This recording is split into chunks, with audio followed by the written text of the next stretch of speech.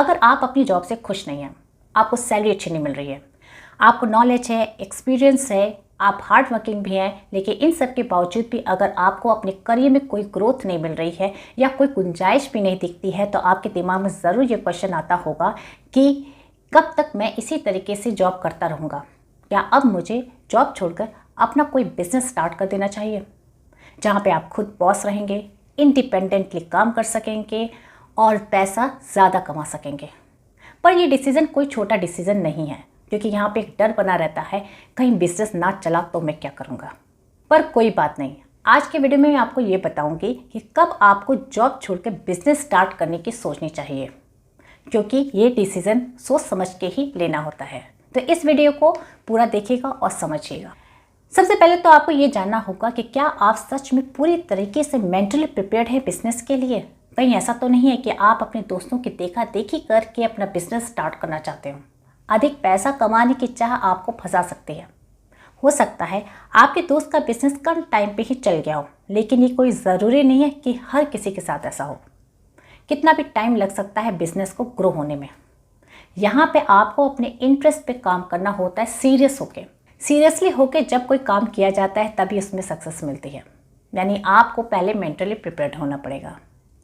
आपको यहाँ पे ये भी देखना होगा कि जब आप जॉब छोड़ेंगे तो क्या क्या गंवाएंगे। एक फिक्स सैलरी जो आपको मंथली मिल जाती थी फिक्स टाइम पे, वो तो आपको मिलना बंद ही हो जाएगी। साथ में PF, pension, CPF, HRA, DA जैसे और भी अलाउंसेस जो हैं वो भी मिलना बंद हो जाएंगे। आपको जो वीकेंड हॉलीडेज़ मिलते थे वो भी मिलना बंद हो जाएंगे। तो ये सब चीज़ें आपको बिजनेस में कहीं नहीं दिखेंगी, बल्कि आपको ये सब मैनेज करना पड़ेगा। जब तक आप बिजनेस को लेकर पूरी तरह से सीरियस ना हो जाए तब तक आगे की मत सोचिएगा। अब आपको अपनी फाइनेंशियल कंडीशन भी देख लेनी चाहिए। क्या आपके पास इतनी पूंजी है कि आप बिजनेस स्टार्ट कर सकें? नौकरी करने के दौरान क्या आपने इतनी पूंजी इकट्ठा की है जिससे कि आप बिजनेस की शुरुआत कर सकें? क्योंकि बिजनेस की सबसे पहली नीड होती है मनी नहीं तो बिजनेस नहीं। साथ में आपको ये भी देख लेना होगा कि क्या आप कम से कम 2 साल तक अपनी फैमिली को बिना किसी इनकम के खिला पिला सकते हैं, उनकी ज़रूरतों को पूरा कर सकते हैं। क्योंकि बिज़नेस को ग्रो करने में कितना भी टाइम लग सकता है, कई महीने भी लग सकते हैं, कई साल भी लग सकते हैं। तब तक आप क्या करेंगे, कैसे अपनी फैमिली की ज़रूरतों को पूरा करेंगे? तो आपके पास इतनी सेव्ड मनी होनी चाहिए कि आप अपनी फैमिली की ज़रूरतों को पूरा तब तक कर सकें। आपकी फैमिली आपकी इनकम पे डिपेंड करती है। अगर आप इकलौते हैं घर पे कमाने वाले तो आप ही की रिस्पॉन्सिबिलिटी बढ़ जाती है। जॉब छोड़कर बिजनेस स्टार्ट करने में फैमिली का भी सपोर्ट मिलना बहुत ज़रूरी है। क्या आपकी फैमिली इतने बड़े बदलाव के लिए मेंटली प्रिपेयर्ड है?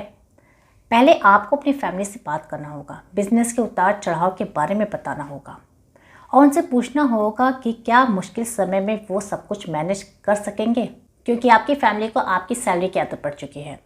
मंथली जो फिक्स सैलरी आपके पास आती थी उससे आप अपनी फैमिली के सभी डिमांड्स वक्त पे पूरी कर दिया करते थे।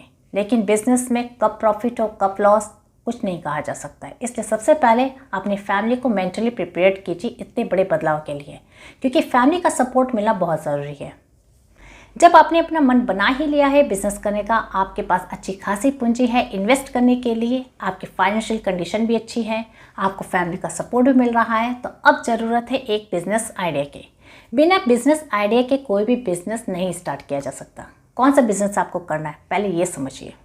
किस बिजनेस आइडिया पे आप काम करना चाहते हैं, उससे रिलेटेड जानकारी इकट्ठा कीजिए पहले। ये काम आप नौकरी के साथ साथ भी कर सकते हैं, इससे टाइम सेव होता है। आप पहले रिसर्च कीजिए उसका स्कोप क्या है, उसकी मार्केट वैल्यू क्या है, मार्केटिंग को समझिए, कौन कौन से कॉम्पिटिटर्स हो सकते हैं, सारी जानकारी इकट्ठा कीजिए। 80% लोगों का जो बिज़नेस होता है इसीलिए फेल हो जाता है क्योंकि वो बिज़नेस रियलिटी को नहीं समझते हैं। ऑन द पेपर ये चीज़ें नहीं होती हैं कि आपने पढ़ ली और आपको समझ में आ गया कि बिज़नेस क्या चीज़ है, बल्कि ये प्रैक्टिकली जानी जाती है।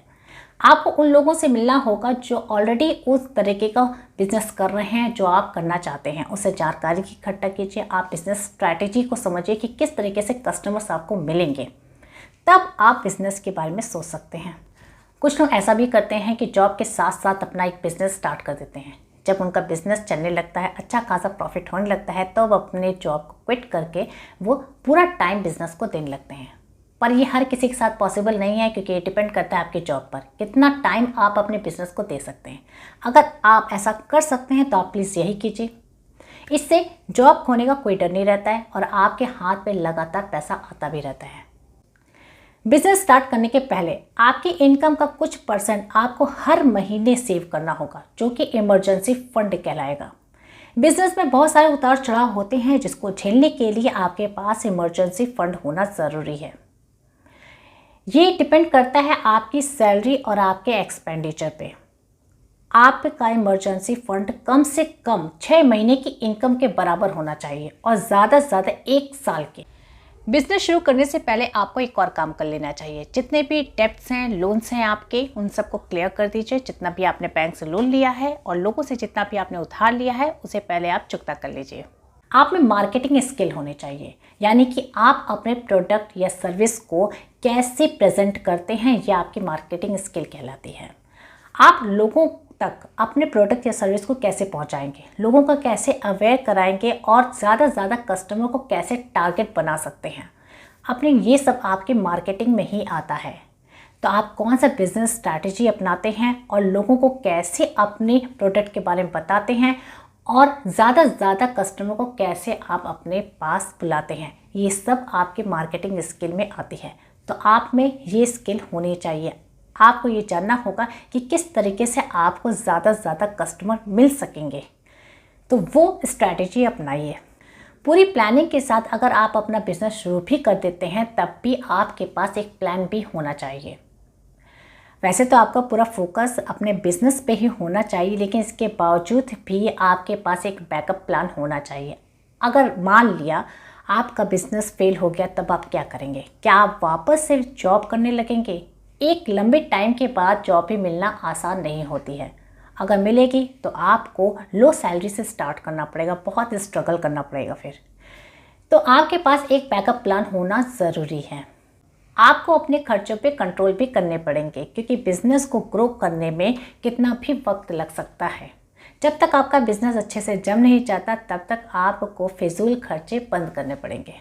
एक बात आप अच्छे से जान लीजिए कि बिजनेस में अप्स एंड डाउन्स लगे रहते हैं, इसलिए आपको कंसिस्टेंसी के साथ काम करना होगा। आप में एक जुनून होना चाहिए अपने बिजनेस को ग्रो कराने का, ऊपर ले जाने का। जब तक आप ये सब चीज़ें अच्छे से नहीं समझ लेते, तब तक आप बिजनेस को हाथ मत लगाइएगा, क्योंकि बिजनेस में कई चैलेंजेस आते हैं जिनसे आपको घबराना नहीं है। कोई भी सक्सेसफुल बिजनेसमैन ऐसे ही नहीं बन गया है। कितना भी टाइम लग सकता है आपको, पर आपको अपना बेस्ट देते जाना है। बिजनेस में कई बार ऐसा भी दौर आता है कि लोग निराश हो जाते हैं और अपना कॉन्फिडेंस खो देते हैं।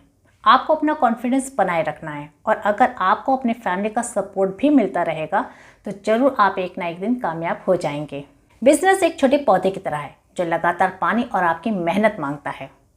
फल मिलने का आपको तब तक इंतज़ार करना पड़ेगा जब तक ये छोटा पौधा बड़ा होकर पेड़ ना बन जाए। जब एक बार ये बड़ा हो जाता है, पेड़ बन जाता है, जब इसकी जड़ें मजबूत हो जाती हैं और जब इसकी ब्रांचेस फैल जाती हैं, तब ये आपको छांव भी देता है और फल भी देता है। बात तो आप समझ ही गए होंगे मैं कहना क्या चाहती हूँ। इसलिए जॉब क्विट करना तो चुटकियों का काम है, पर बिजनेस करना एक चुनौती भरा काम है। अगर आप इस चुनौती के लिए तैयार हैं, तो आप जॉब को क्विट कर सकते हैं।